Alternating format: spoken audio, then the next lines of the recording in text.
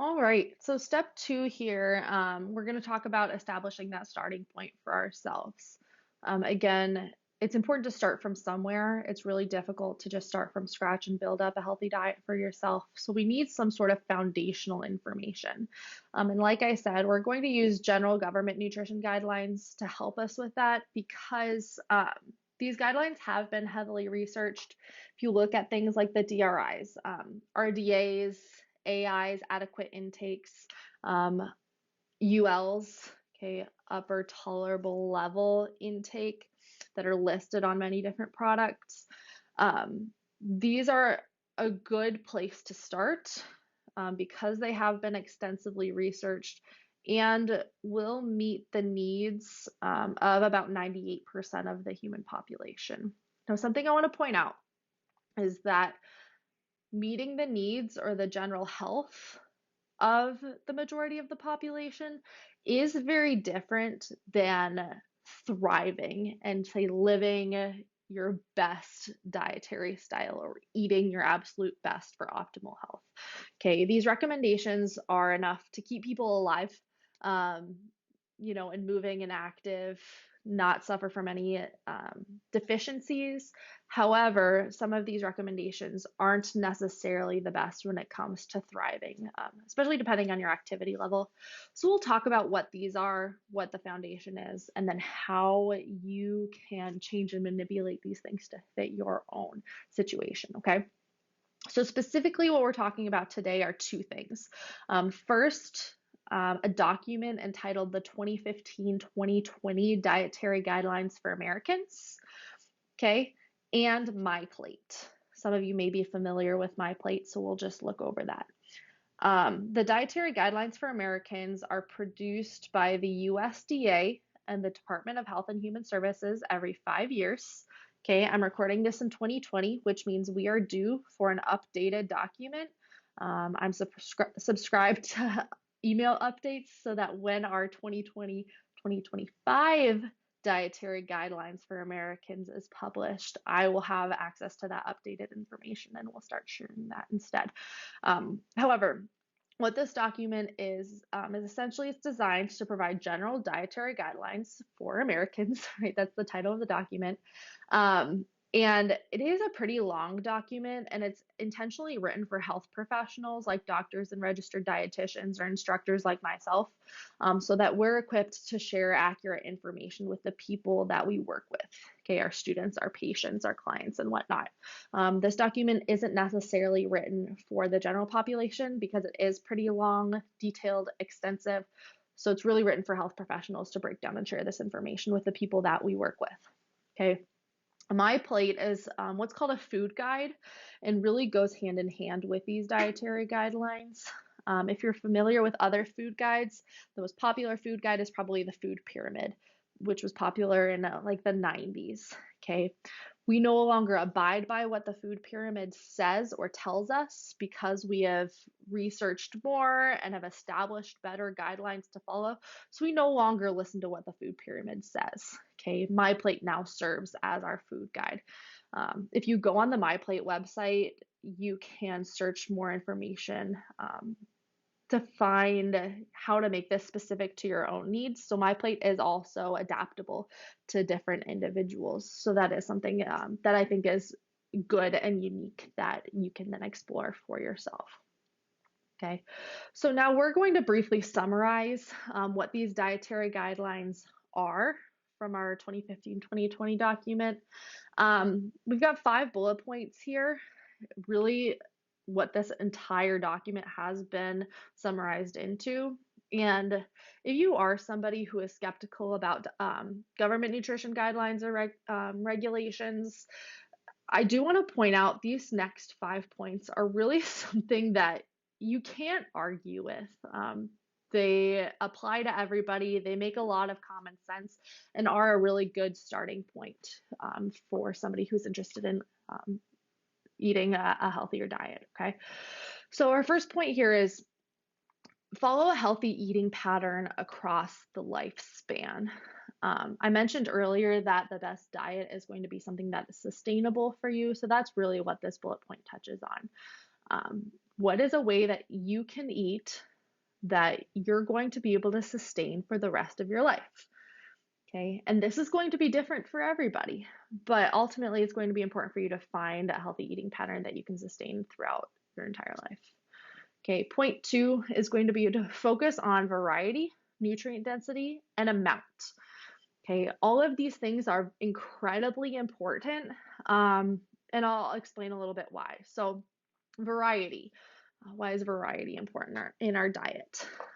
If you were to eat a diet that is theoretically perfect, okay, the gold standard diet among a lot of like bodybuilders or health enthusiasts tends to be that like white rice, broccoli, and chicken breast meal.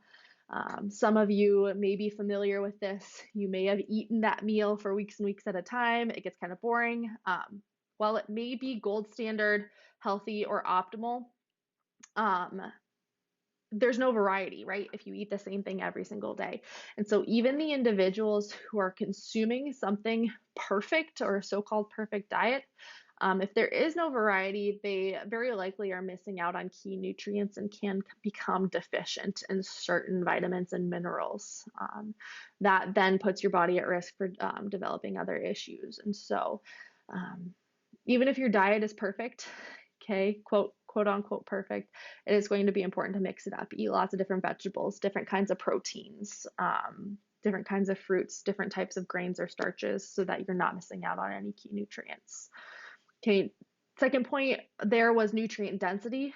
Okay, focus on nutrient density, which means ideally we want to be consuming foods that have lots of nutrients, lots of vitamins and minerals, and are lower in calories, okay, or have lots of nutrients for the few amount of calories that they offer, as opposed to foods that are very high in calories with very low nutrient content.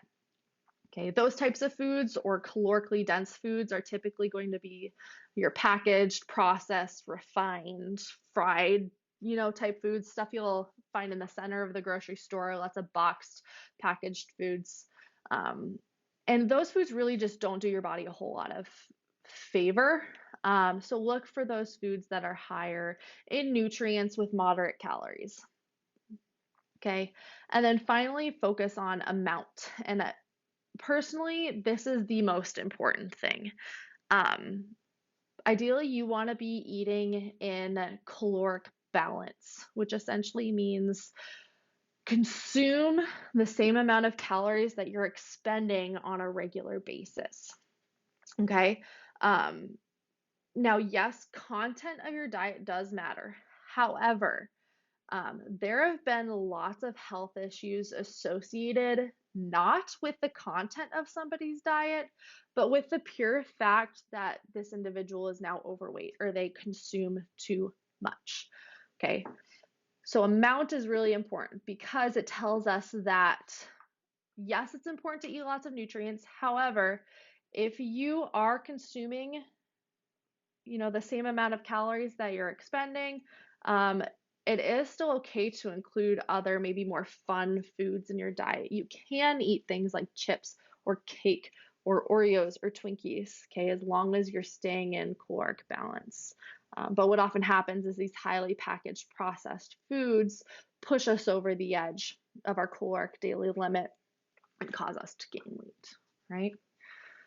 Third point here is going to be limit calories from added sugars and saturated fat and reduce sodium intake. Okay. This point is especially important for me to touch on because foods like saturated fat and sugar, foods that are high in saturated fat and sugar, are very often demonized and they get put on the quote bad list. And people like to categorize their foods as good and as bad. And foods with no sugar, with lots of nutrients, are the good foods, and foods with high sugar content are the bad foods. Now, later on, we'll talk about why it's not great to demonize certain foods. But here's essentially why you do want to limit those foods. I always like to say you want your food to multitask for you. Okay, so if we're talking about these nutrient dense foods, These are foods that are low or moderate in calories and have lots of nutrients. So they're not only providing your food with calories or the energy your body needs to survive on a day-to-day basis, but they're also providing lots of vitamins and minerals that your body needs to function optimally. Foods that are high in sugar and fat are very often poor multitaskers. They're usually really low in nutrients and high in calories. Okay, so now while those calories may do your body a favor, okay, your body may need additional calories, and foods high in sugar and fat will supply that need. Um, these foods are not providing additional nutrients that are important for your body. Okay, they're not good multitaskers, they're not going to do you a lot of good, and so you don't want those to be the bulk of your diet. Okay. Point number 4 is going to be shift to healthier food and beverage choices. So this is really similar to some of the things we talked about above. Essentially, you need to choose more nutrient-dense foods and beverages while limiting some of those less healthy choices, limiting the foods higher in sugar and fat. Doesn't necessarily mean you have to eliminate these things completely, right? So if you currently consume a diet of McDonald's and Mountain Dew and Doritos and Oreos and Twinkies, doesn't mean you have to eliminate all of those foods right now, but slowly over time so that you can make this sustainable for yourself. Okay, switch out the McDonald's for a sandwich or a salad. Okay, switch out the Oreos or the Twinkies for a bowl of fruit. Okay, slowly over time shift to healthier choices. Okay, and that's also going to help make your diet something that's more sustainable. Okay, where people run into trouble is if they currently have a pretty poor diet and then all of a sudden try to quit that cold turkey and make drastic 180 changes, they're not going to be able to sustain that for the long term. Okay, it'll last maybe a week or two and then they'll fall back into their old ways. So the key here is to slowly just start making small shifts toward healthier choices. Okay, and then finally, our 5th point is to support healthy eating patterns for all. And really, what this means is just for us as health professionals and instructors and doctors and teachers and registered dietitians, we need to make sure that we're sharing this information with everybody and being clear with everybody and not just being biased in who we share it with, not just focusing on the people that are already healthy, younger 20, 30 something year olds, but how do we support healthy eating for the elderly and how do we support healthy eating for young kids in public schools? And how can we make this information accessible for all of them? Okay.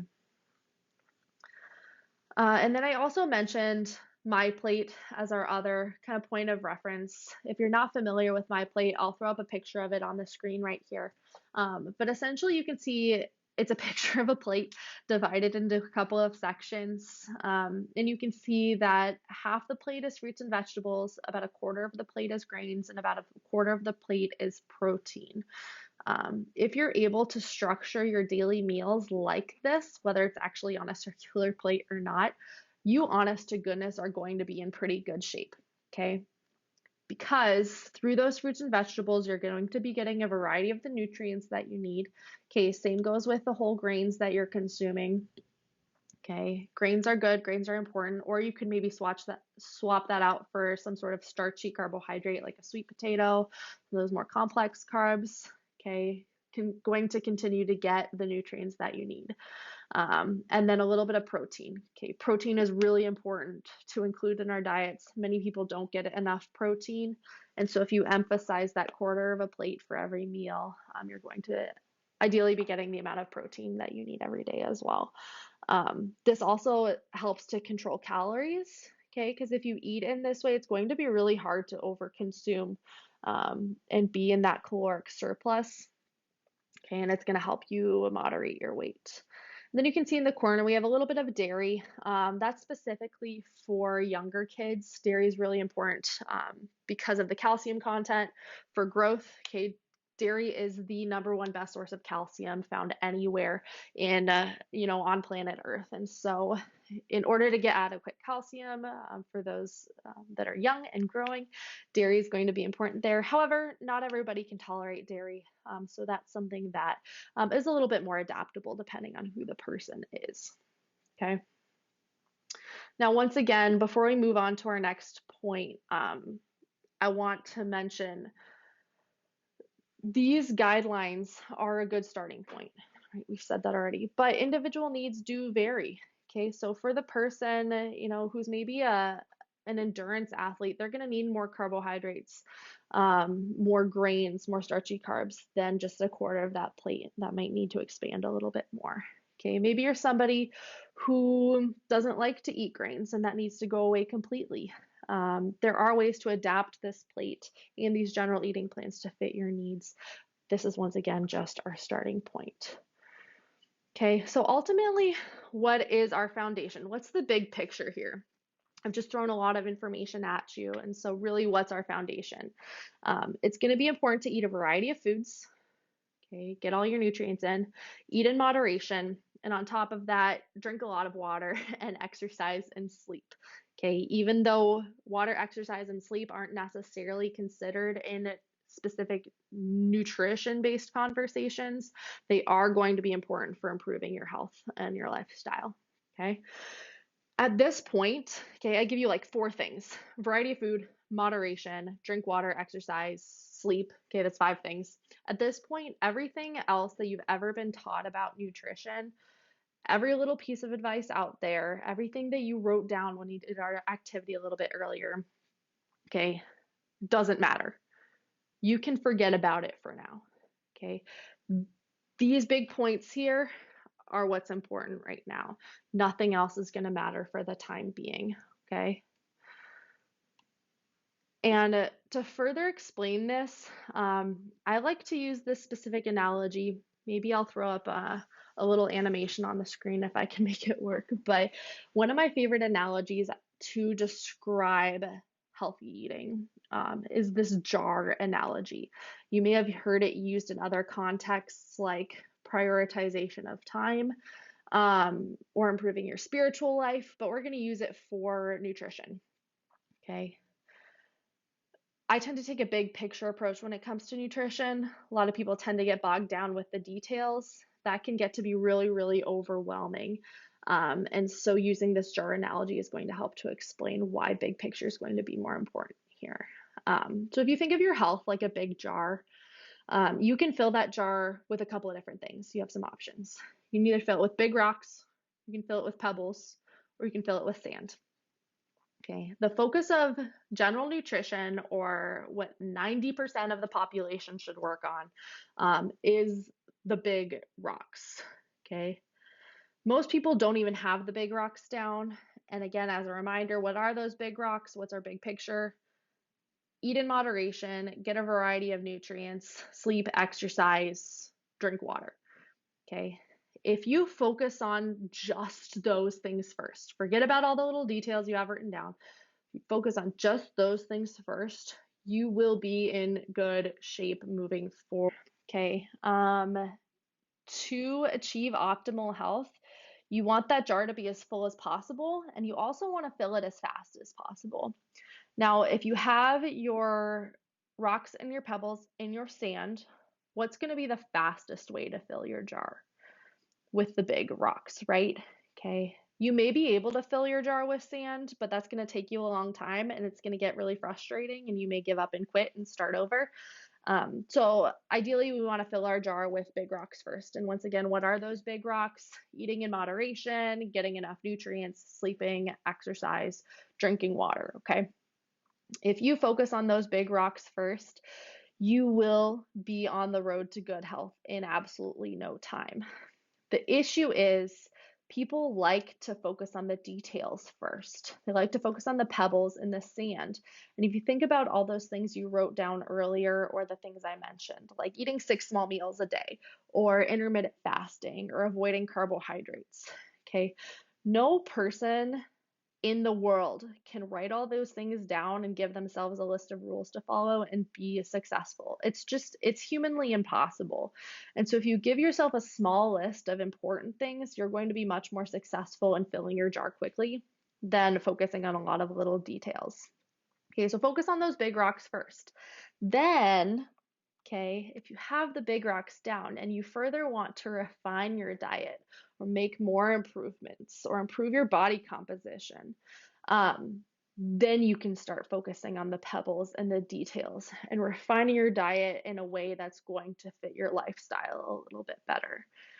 Okay. But it's just so easy to get overwhelmed by all these details that I'm convinced that so many people don't make the changes that they want to. Okay. Because if you hear all these different pieces of sand, right, all these different pieces of advice, and you think you need to follow all of these rules, you're just going to get overwhelmed and not make any of the changes because it's impossible to remember to do all that stuff, right? And that's not what we want, okay? We want to be able to focus on a few big rocks and develop a way of eating that's sustainable. So remember, calorie balance, nutrients, sleep, hydration, exercise, okay? Okay, at this point, I'm going to provide a little bit of information on hydration, okay, because that's a big question among a lot of people. How do you know you're getting enough fluids? And I've mentioned hydration as a big rock, so I think it's important to talk about. General fluid recommendations here are to, first of all, minimize dehydration without over consuming fluids. And adequate hydration is going to vary among many individuals. And so, some practical ways to monitor hydration are these. First, pay attention to urine color. Okay, the color of the morning's first urine after wakening is an overall indicator of hydration status. So ideally, you want your urine to be like the color of lemonade. Okay, if it's too dark or if it's any darker than that, you're likely dehydrated and need to get some fluids in your body immediately. Okay, it's also important to pay attention to sweat loss and changes in bodily weight, especially before and after exercise. So you may notice throughout the day, even if you're not an athlete, your weight tends to increase pretty dramatically by the end of the day. For me personally, I'll typically gain up to 5 pounds in any given day. And then when I go to bed, wake up in the morning, that's dropped again. Okay. If you're not aware of what's going on inside of your body, that can be kind of scary. And it's also why I advise people to not weigh themselves on a regular basis, or if you are going to weigh yourself, do it at the same time of the day every day. But as you'll notice throughout the day, because you're consuming more fluids and you're eating, your body's going to start holding on to more water. As you gain weight, okay, that can be a good indicator of hydration status. And as an athlete or somebody who exercises on a regular basis, weight loss post-activity is also a good indicator of hydration status. Now, if you weigh yourself before exercise, you have that number on the scale, and then you weigh yourself post-exercise, you will notice typically a loss there. Now, the body cannot, I will say it again, cannot lose pounds of body fat in, say, an hour or two training session. And so if you do lose weight in an hour or two of exercise, that's not where the weight loss has come from. It has come from water losses. Okay. And this is important to be aware of because if you do lose excess amount of weight during exercise, it's going to be very, very important for you to replenish that and gain the weight back. Okay.